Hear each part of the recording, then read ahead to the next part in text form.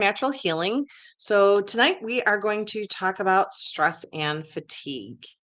So, if anybody is joining us, please say hello. Let me know that you can hear me okay.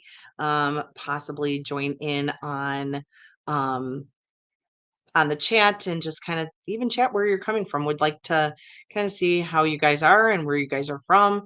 So, anyway, stress and fatigue. Let's get started. So, most patients and a lot of people I know are really, really, really tired lately. They're not able to, concentrate very well. They have brain fog, brain fatigue, memory issues. They're tired all the time. They need to take naps. They're forgetting things and they're stressed out.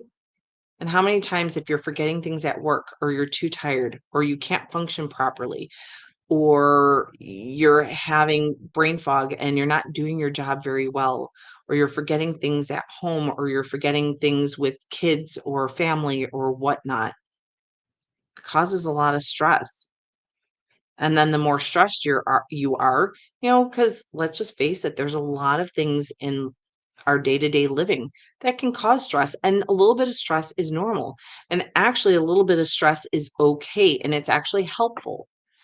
When we are under a little bit of pressure, sometimes our concentration can be improved, like right before a test or right before a competition.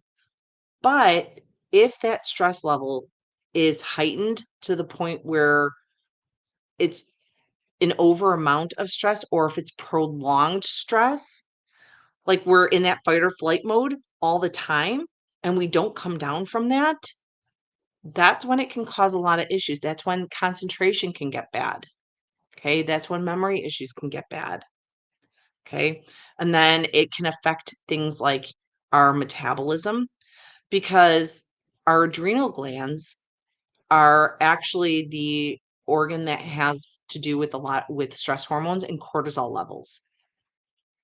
Cortisol levels actually can be related to histamine levels, which can cause inflammation.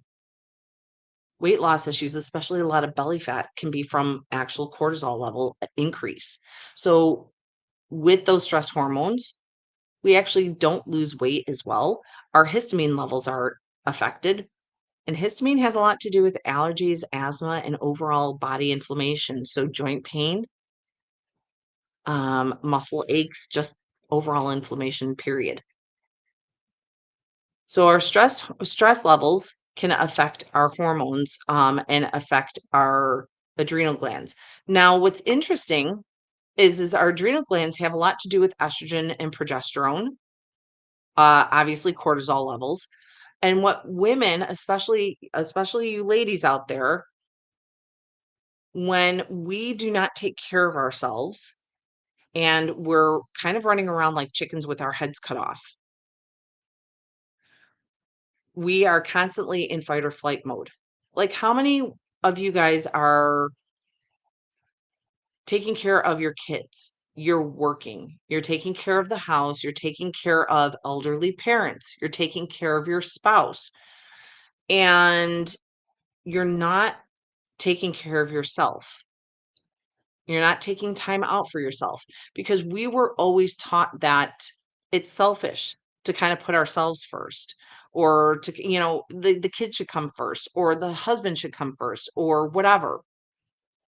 And therefore, we don't have enough time for ourselves and we put ourselves last. And what happens is then we can burn out our adrenal glands. And what does that look like? Well, how many of you have hit menopause, or are in menopause, or maybe you're not there yet, but you know somebody who is, and you see them with hot flashes, chronic fatigue, insomnia issues. They can't sleep well at night. They're having mood swings. Okay, they're irritable and their hormones are really out of whack. Okay, This actually, so chronic stress can affect your adrenal glands. Now, when you hit menopause, you're actually just supposed to stop your menstrual cycle. You're not supposed to have the hot flashes. You're not supposed to have the mood swings. You're not supposed to have, you know, all the fluctuations that you do, the insomnia, the irritability, whatever. You're just supposed to stop your cycle. Because when your estrogen levels decrease, so your estrogen levels usually drop to about half, or they should drop to just about half, and your progesterone levels when you hit menopause almost drop to zilch. And your adrenal glands are actually supposed to kick in. They are your backup hormones. So when your ovaries and your uterus are no longer, they're not in service anymore, you hit menopause, you're not in service. Your adrenal glands are actually supposed to kick in, and they are your backup hormones. They're supposed to produce the progesterone and your other hormones. So that way you don't have the hot flashes. So that way you don't have the insomnia. You don't have the irritability and the mood swings. And a lot of us women, we're in stress mode all the time. Some of us, like me, we're running our own business. You're running your own practice, or you're working all the time. Plus, you're also taking care of the family and everybody else. And you're not doing things to decrease your stress levels. So by the time you hit menopause, your adrenals like, okay, you've run me ragged for this whole entire time. And now you want me to kick in and actually work even harder? Yeah, I don't think so. And then it can't produce the hormones that it's supposed to do because you've burnt them out. They're already stressed out. They can't do the job that they're supposed to do when you do hit menopause. So menopause just means the stop of menses. And Western medicine has turned around and has normalized common symptoms. Okay, just because it's common does not make it normal. So, like PMS, for instance, PMS stands for premenstrual syndrome. Is a syndrome normal? No, a syndrome is not normal. Means you're not supposed to have mood swings before your period. You're not supposed to have the bloating, the heavy cramps, the painful period, the heavy bleeding, the chronic fatigue, the breast tenderness. You're not supposed to have all of that. Okay. So PMS is not normal. And again, this can also be related to your adrenal glands and stress levels. Okay. So the more stress you have, the more it affects your endocrine system. Endocrine system has everything to do with hormones and how you emotionally feel, how much energy you have. So fatigue levels can increase. So you feel tired all the time. And it's this downward spiral. So what causes elevated stress levels? Well, obviously, like I mentioned, our own doings. So, like our own habits.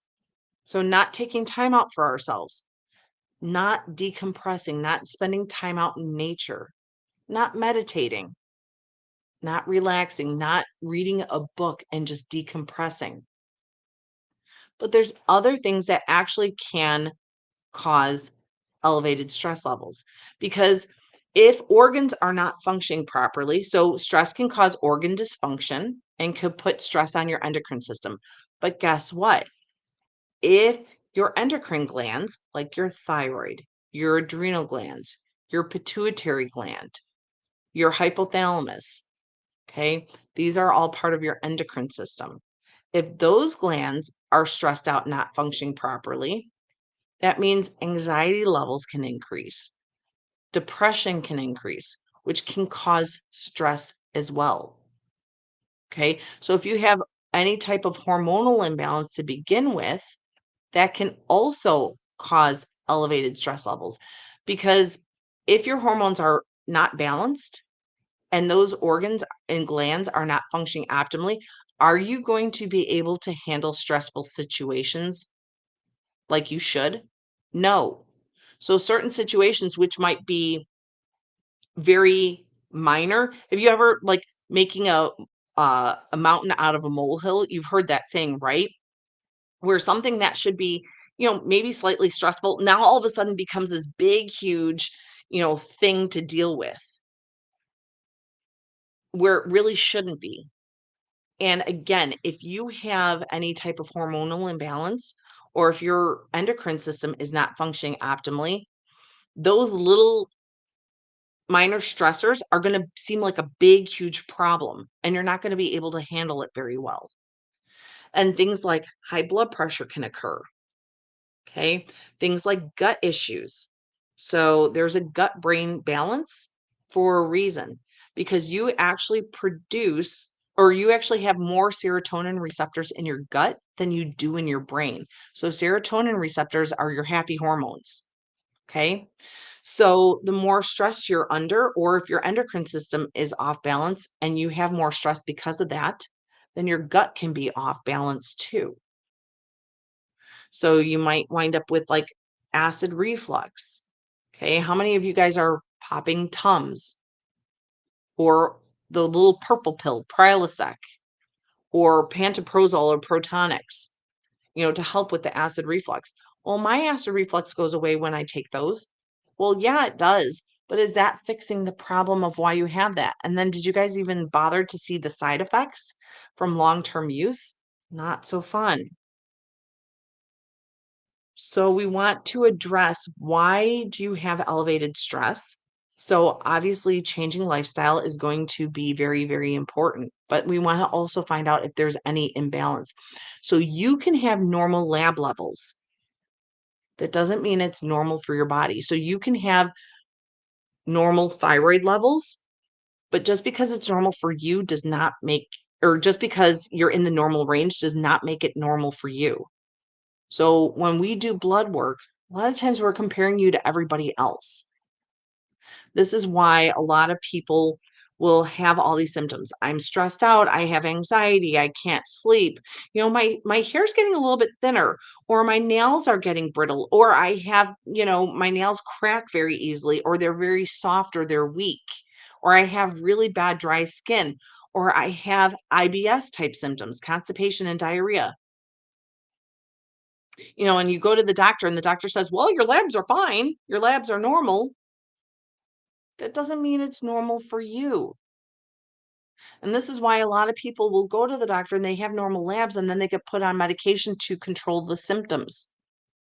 But is that really addressing the root cause of why you have your symptoms in the first place? No, it's not. So many of my patients wind up having thyroid imbalance or adrenal fatigue or endocrine system imbalances, and they have perfect lab levels. And then once we find that out and we handle, okay, great, if your adrenal glands are stressed out, or your thyroid levels are, or your thyroid is stressed out, or your pituitary gland is stressed out, then we want to find out, well, why? What's causing it? And it can be one or more multiple things. So sometimes it's a lot of the foods that we eat, especially in the United States. We eat a ton of carbohydrates. Carbohydrates can actually imbalance and break down to sugar and cause an imbalance in your gut, can cause inflammation all over the place, including inflammation within these glands and organs, throwing off your hormones. It can be heavy metals and heavy chemicals. They've been known to cause hormone disruption and endocrine imbalance.